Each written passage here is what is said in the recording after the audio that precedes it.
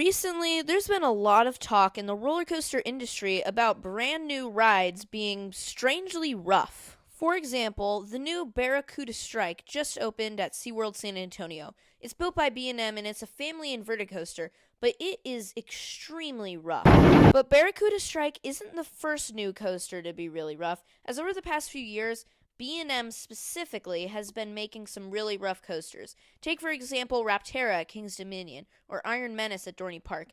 These coasters both have extremely bad rattles. But it isn't just B&M that is making some really rattly coasters right now, as Mock Rides is also making some very rattly coasters right now, such as Voltron at Europa Park and Hyperia at Thorpe Park.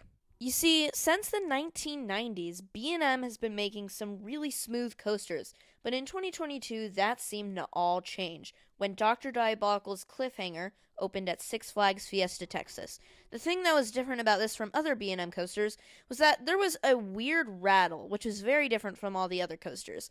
There was especially a moment on the Zero G roll where the entire train seemed to shake, and it made for a very uncomfortable ride experience. However, people thought it was just a one-off thing, but in 2024, more rough coasters from B&M opened. There were reports about Penguin Trek, a prototype family coaster from B&M at SeaWorld Orlando, was having a very bad rattle, and also Phoenix Rising at Busch Gardens Tampa opened in 2025, and that also got complaints of having a bad rattle.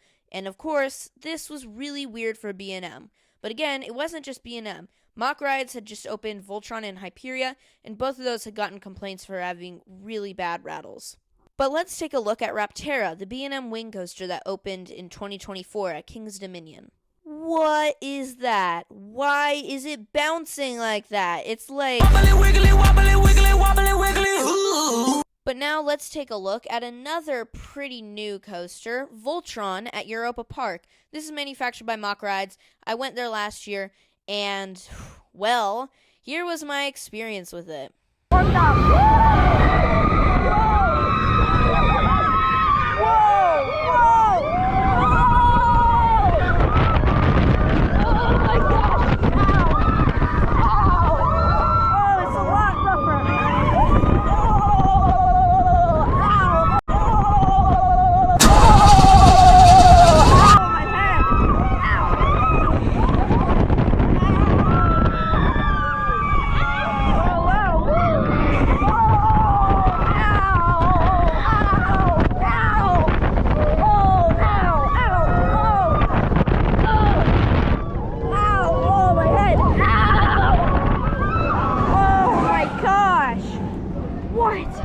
That is so much worse. Ow, I actually got a headache from that.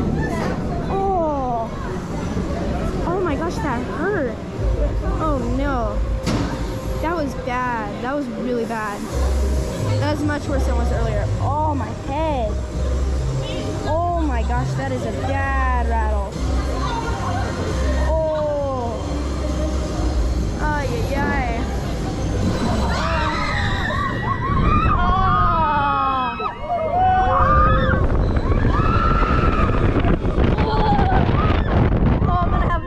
Headache.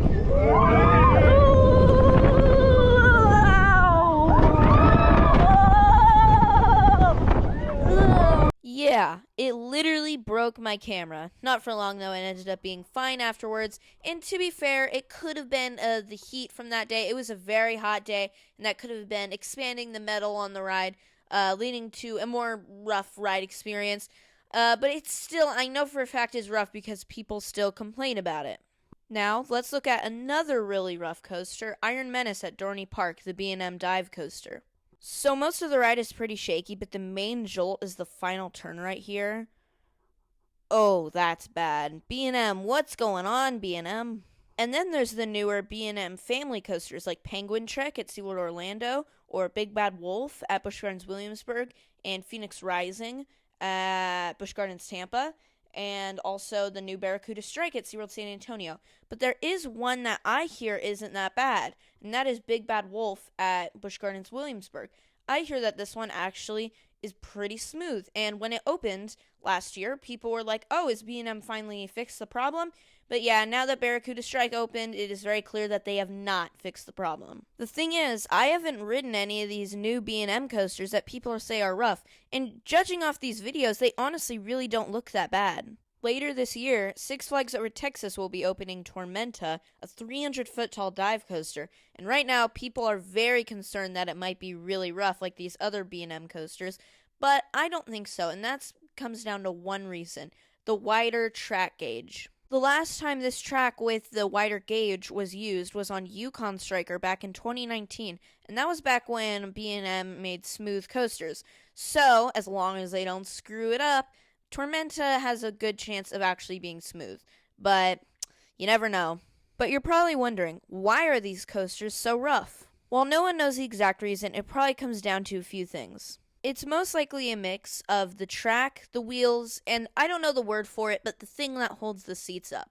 I really hope B&M and Mach can get this problem fixed, especially with Tormenta, because if you're going that fast and it's rough, it is not going to be a good ride experience. But those are just my thoughts. Let me know your thoughts in the comments down below. Anyways, that's going to be it for this video. I wanted to try a new style where I do shorter videos and I upload a little bit more consistently. So hopefully I can actually for once upload consistently. Also, at 5 o'clock p.m. PST on March 30th, I will be doing the big announcement that everyone has been waiting for months. I've been teasing this project for months, and I'm so excited to reveal it.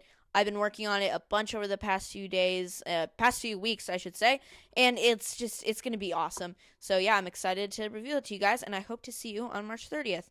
Anyways, that's going to be it for this video. If you liked it, then make sure to like and subscribe, and bye!